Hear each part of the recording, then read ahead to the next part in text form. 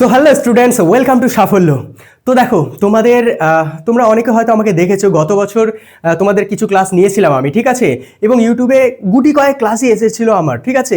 কিন্তু এবার আমি তোমাদেরকে রেগুলার ইউটিউবে কিছু কিছু যেগুলো কন্টেন্টগুলো আছে সেগুলো আমি দেওয়ার চেষ্টা করব, ঠিক আছে। এর মধ্যে তোমাদের যেগুলো যেগুলো সাবজেক্ট আমার তরফ থেকে তোমরা পাবে সেটা হলো তোমাদের বেঙ্গলি, ক্লাস 11 এবং 12-এরই শুধুমাত্র পাবে। হ্যাঁ, ক্লাস 9-10 তারা পাচ্ছ না, শুধুমাত্র ক্লাস 12 অ্যান্ড ক্লাস 11, ঠিক আছে। আমি তাদেরকে দেবো বেঙ্গলি, হিস্ট্রি অ্যান্ড তোমাদের পলিটিক্যাল সায়েন্স, এই তিনটার ক্লাস তোমরা আমার কাছ থেকে পাবে, ঠিক আছে। এবার একটা ইম্পর্টেন্ট কথা, যদি তোমরা এই যে ক্লাসগুলো দেখছো এগুলো তোমাদের যে পেইড ক্লাসগুলো আছে সেগুলোর শর্ট ভার্সন হবে, ঠিক আছে।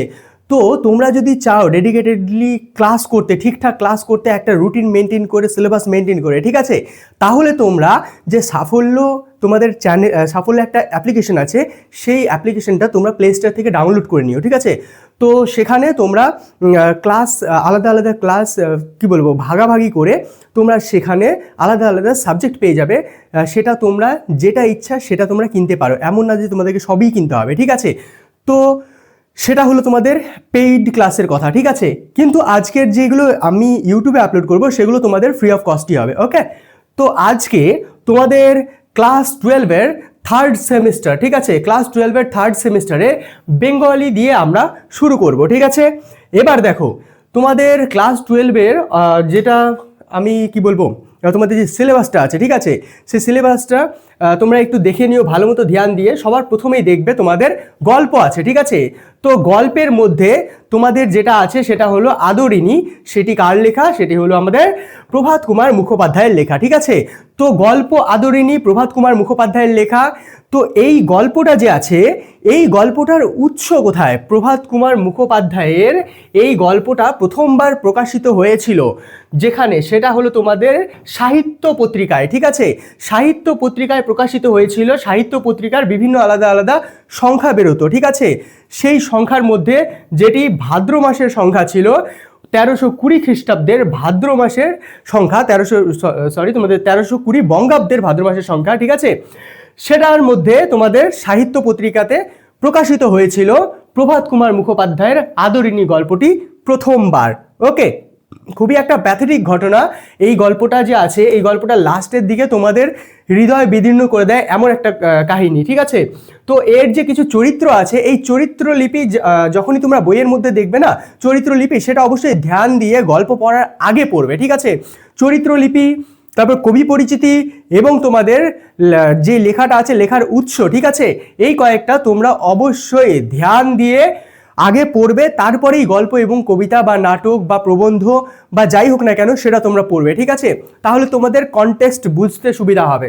যেমন এখানে দেখো তোমাদের কেন্দ্রীয় চরিত্র এখানে কি আছে? আদরিণী, ঠিক আছে।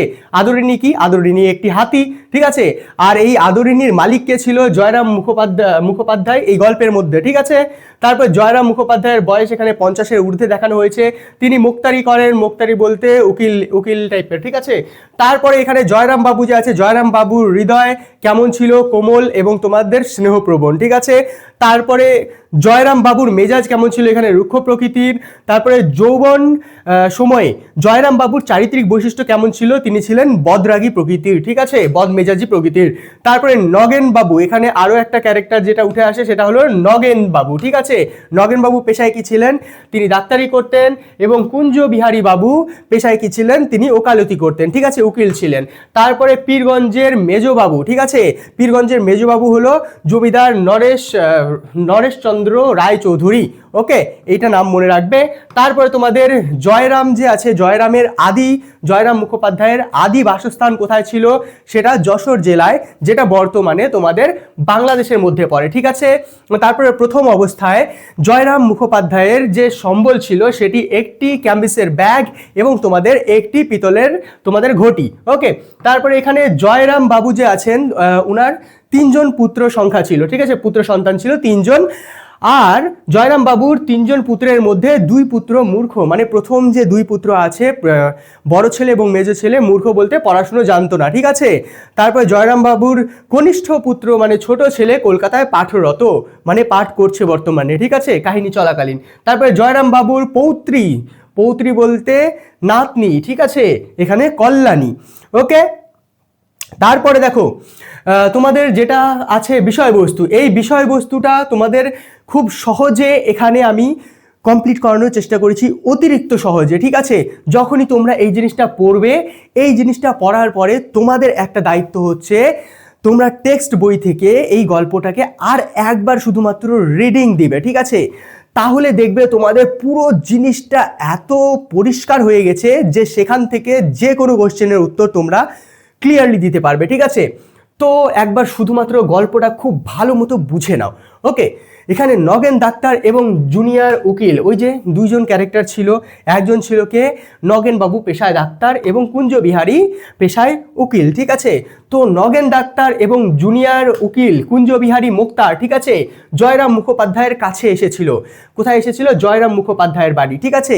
জয়রাম মুখোপাধ্যায় এখানে আমাদের মেন ক্যারেক্টার উঠে আসছে, জয়রাম মুখোপাধ্যায়। ওকে, এসেছিলেন পীরগঞ্জের মেজবাবুর মেয়ের বিয়েতে নিমন্ত্রণ পেয়েছেন কিনা তা জানবেন, হ্যাঁ, যাবেন এবং যাবেন কিনা তা জানতে। এবার দেখো, পীরগঞ্জের মেজবাবুর যে মেয়ের বিয়ে, ঠিক আছে, তার নিমন্ত্রণ এসেছিল জয়রাম মুখোপাধ্যায়ের কাছে, নগেন ডাক্তারের কাছে এবং তোমাদের জুনিয়র উকিল কুঞ্জ বিহারীর কাছে, ঠিক আছে। তারপরে তারা দুইজন জয়রাম মুখোপাধ্যায়ের কাছে এসেছিল, কারণ এরা বন্ধু টাইপের, ঠিক আছে। এসে জিজ্ঞেস করেছিল যে পীরগঞ্জের মেজবাবুর মেয়ের যে বিয়ে আছে সেখানে নিমন্ত্রণ খেতে যাবে কি না, ঠিক আছে। এবং তোমাদের এটা কি আসল উদ্দেশ্য ছিল তাদের আসার? না, তাদের আসার আসল উদ্দেশ্য ছিল যে জয়রাম মুখোপাধ্যায় যখনই কোথাও যায় তখন রাজার কাছ থেকে হাতি নিয়ে যায়, ঠিক আছে। তো রাজার কাছ থেকে যদি হাতি নেয় তাহলে এরাও আরামে যেতে পারবে, ঠিক আছে, নগেন ডাক্তার এবং জুনিয়র উকিল এখানে কুঞ্জ বিহারী। ওকে, তারপরে তারা সেই কারণে তাদের উদ্দেশ্য ছিল এই যে বিয়ে বাড়ি গেলে তাদের যে যাত্রা সেটা সুগম করার জন্য রাজবাড়ি থেকে নিশ্চয়ই হাতি আনিয়ে নেবেন। কে হাতি আনিয়ে নেবেন? এই যে জয়রাম মুখোপাধ্যায়, ঠিক আছে। তারপরে তাহলে তারাও তার সঙ্গে আরামে যেতে পারবেন, ঠিক আছে। সেই কারণে তারা এসেছিল যাতে জয়রামের সঙ্গে হাতিতে করে আরামে যাওয়া যায় পীরগঞ্জের মেজবাবুর বিয়েতে, ঠিক আছে। আর হাতি আসবে কোথা থেকে? রাজবাড়ি থেকে, ঠিক আছে। রাজ পরিবারের দীর্ঘদিনের মুক্তার, এই যে জয়রাম মুখোপাধ্যায় ছিলেন, ইনি কে ছিলেন? রাজ পরিবারের দীর্ঘদিনের মুক্তার, ঠিক আছে, যিনি কি করেন সমস্ত যেগুলো কি বলবো কেসেস আছে সেগুলো তোমাদের নিয়ে ঘাটাঘাটি করে, ঠিক আছে, সে হলো। তারপরে জয়রাম বাবুর রাজবাড়ি থেকে হাতি পাওয়ার বিষয়ে নিশ্চিত প্রত্যয় দেখান, মানে এখানে জয়রাম বাবু নিশ্চিতভাবে বলে যে হ্যাঁ আমি তো হাতি পেয়েই যাব, ঠিক আছে। তারপরে অতীতেও অনেকবার তিনি রাজবাড়ি থেকে হাতি আনিয়েছেন, তাহলে জয়রাম বাবু অনেকবার হাতি আনিয়েছিলেন রাজবাড়ি থেকে, ঠিক আছে। সেই প্রত্যয়ে, ঠিক আছে, ভৃত্যকে কি করে? ভৃত্যকে দিয়ে মহারাজের কাছে একটি চিঠি পাঠান, মানে সেই আশাতে যে হাতি সে পাবে এবারও, ঠিক আছে। সেই কারণে কি করে? ভৃত্যকে দিয়ে, চাকরকে দিয়ে এক চিঠি পাঠান, কোথায়? রাজার কাছে, ঠিক আছে। কিন্তু দুর্ভাগ্যবশত এবার তার প্রার্থনা পূরণ হলো না। রাজা কি বললো? রাজার তরফ থেকে হাতির পরিবর্তে গরুর গাড়িতে বিয়ে বাড়ি যাওয়ার পরামর্শ দেওয়া হয়, ঠিক আছে। রাজা কি বলে? রাজা বলে হাতি নিয়ে যাওয়ার কি দরকার, এক বিয়ে বাড়িতে যাবে তো, ঠিক আছে, গরু গাড়িতেই চলে যাও, ঠিক আছে। ক্ষুব্ধ জয়রাম ঘোষণা করে যে তিনি হাতি চড়েই বিয়ে বাড়ি যাবেন। সেই কারণে জয়রাম বাবু খুবই রেগে যান, ঠিক আছে, এবং রেগে গিয়ে কি বলে যে না, এবার আমার জেদ চেপে গেছে, আমি বিয়ে বাড়িতে গেলে হাতিতে চেপেই যাব, ঠিক আছে। খোঁজ খবর করে বীরপুরের যে উমাচরণ লাহিড়ী আছে তার কাছ থেকে 2000 টাকা দিয়ে তিনি একটি মাদি হাতি কিনে ফেলেন, ঠিক আছে। তো সঙ্গে নগদ টাকা দিয়ে যে বীরপুরের উমাচরণ লাহিড়ী তার কাছে এক মাদি হাতি ছিল, মানে এক স্ত্রী হাতি ছিল, ঠিক আছে, তার কাছ থেকে সেই হাতিটা 2000 টাকা দিয়ে তিনি কিনে ফেলেন।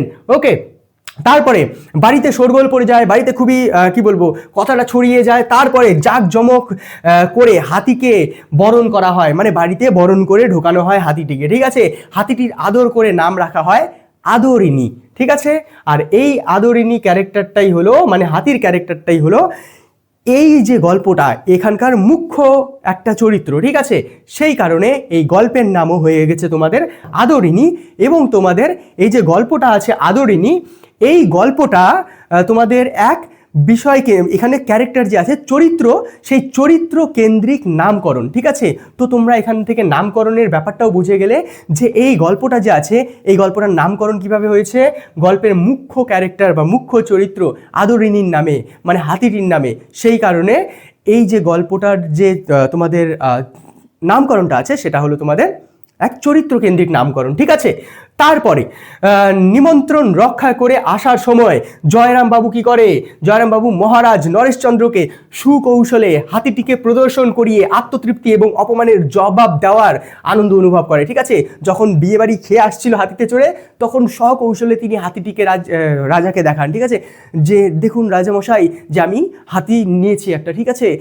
তো এভাবে তিনি দেখানোর পরে, হাতিটি দেখানোর পরে রাজাকে তিনি আত্মতৃপ্তি বোধ করেন, নিজে নিজে মনে মনে খুবই সন্তুষ্টি অনুভব করেন, খুশি হন, ঠিক আছে।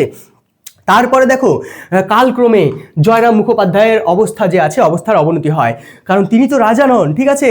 সেই কারণে ওনার যে অবস্থা আছে অবস্থার অবনতি হয়, ওনার পরিবারের যে অর্থনৈতিক অবস্থা সেটি ভেঙে পড়ে, ঠিক আছে। তার প্রসার কমে যায়, পপুলারিটি কমে যায়, ঠিক আছে। তিনি নতুন নিয়মে পাশ করা যে মামলাগুলো আছে, ঠিক আছে, সেগুলো মাথায় ইংরেজি জানা মোক্তার আদালতে ভরে যায়, ঠিক আছে। এই যে কেসগুলো যেগুলো আছে তোমাদের কোর্টের মধ্যে, ঠিক আছে, সেই কোর্টের নতুন নতুন মামলার মধ্যে যে যারা যারা এসে ওঠে নতুন উকিলরা সবাই ইংরেজি জানা, এবং ইংরেজি ছাড়া সেখানে আর কিছু চলেই না কোর্টের মধ্যে। কিন্তু জয়রাম মুখোপাধ্যায় ইংরেজি জানতেন না, ঠিক আছে। তিনি পুরনো দিনের একজন উকিল ছিলেন, মোক্তার ছিলেন, ঠিক আছে। ইংরেজি না জানায় জয়রাম মুখোপাধ্যায় হাকিমদের কাছে গ্রহণযোগ্যতা কমে যায়, ঠিক আছে। যেহেতু তিনি ইংরেজি জানেন না সেই কারণে তার গ্রহণযোগ্যতা কমে যায়, ঠিক আছে। তারপরে কি হয়, বিচার প্রক্রিয়াতেও তিনি সহজভাবে অংশ নিতে পারেন না, যেহেতু সমস্ত বিচার প্রক্রিয়া ইংরেজিতে হতে শুরু করে, সেহেতু তিনি বিচার প্রক্রিয়াতেও তেমনভাবে ভাগ নিতে পারেন না, ঠিক আছে। তাহলে কি হয়, এই অবস্থায় অবসর শ্রেষ্ঠ পথ হতে পারতো, মানে এই অবস্থা থেকে তিনি অবসর গ্রহণ করতে পারতেন বা রিটায়ারমেন্ট নিতে পারতেন, কারণ ওনার বয়সও তো হয়েছিল অনেক, ঠিক আছে। কিন্তু সংসার চালানোর দায়ে তিনি অবসরও নিতে পারেন না। কিন্তু যেহেতু সংসার চালাতে হবে, সেই সংসার চালানোর যে চাপটা তার মাথার মধ্যে আছে, সেই কারণে তিনি অবসর মানে রিটায়ারমেন্ট নিতে পারেন না। বাধ্য হয়ে একরকম সময়ে একটা খুনের মামলায় আসামির হয়ে সওয়াল করে জয়রাম মুখোপাধ্যায় এবং তার মক্কেল নির্দোষ সাব্যস্ত হন, ঠিক আছে। এখানে তিনি একটি কেস লড়ছিল, ঠিক আছে, একটি মামলা লড়ছিল। লড়তে লড়তে কি হয়, সেখানে সওয়াল জবাব করে জয়রাম মুখোপাধ্যায় একজন তার যে মক্কেল আছে তাকে নির্দোষ সাব্যস্ত করতে পারে, ঠিক আছে। জজ সাহেব খুশি হয়ে তার পরিচয় জানতে চান। জজ সাহেব বলে, বাহ, খুব ভালো উকিল, আপনার পরিচয় কি? হ্যাঁ, তিনি কি জানান, এখানে জয়রাম জানান জজ সাহেবকে যে তিনি আগের আমলের অশিক্ষিত মোক্তার, ঠিক আছে। শুনে বিস্ময় প্রকাশ করেন যে জজ সাহেব তিনি, ঠিক আছে। বিচারকের প্রশংসা নিয়ে শেষবারের মতো জয়রাম মোক্তার আদালত ছেড়ে বেরিয়ে যান, ঠিক আছে। জয়রাম মোক্তার শেষবারের মতো আদালত ছেড়ে বেরিয়ে যায়, কারণ এটি ছিল তার শেষ মামলা, ঠিক আছে। তারপর তার সংসারে কষ্ট বাড়তে থাকে, ঠিক আছে। তারপরে জমানো সঞ্চয়ে হাত পড়ে। আমরা কখনো দেখবে যে জমানো সঞ্চয়ে, মানে কখনো যদি তোমরা ওই যে মাটির হাঁড়িতে টাকা জমিয়ে ফেলো, ঠিক আছে, ওতে হাত কেউ দেয় না প্রায়, তাই তো। যখন ভরে যায় তখন ভাঙে, কিন্তু ভরে যাওয়ার আগে কখন ভাঙে মানুষ, যখন তার কষ্ট খুব বেড়ে যায়, তাই তো। তখন সে কি করে, সেই জমানো সঞ্চয়ে হাত দেয়। তো জমানো সঞ্চয়ে এখানে হাত পড়ে আমাদের যে কি বলবো, তোমাদের ক্যারেক্টারের নাম কি ছিল, তোমাদের জয়রাম মুখোপাধ্যায়, ঠিক আছে।